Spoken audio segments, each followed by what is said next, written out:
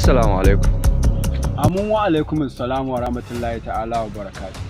Barka dai malam. Dan Allah wani dan tambaya nake so na yi ma. To Allah ya sa na sani. Dan Allah kana da budurwa kuwa? To. Me kace? Cewa ne kana da budurwa? Kake so ne maka? A'a ba fani nake so kai mun ba. Tambayanka nake kana da budurwa kai? Dariya na baka ko? To ai in dai 'yan mata ne iya irin adadin 'yan matan da na ai ba za ina da budurwa. Allah malam. Wallahi ina da budurwa.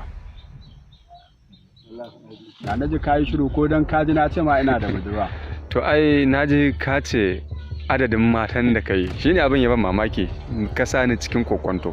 Wallahi. To shin dan Allah 'yan matanka sun kai guda nawa? Kamar guda nawa kake so in gaya maka?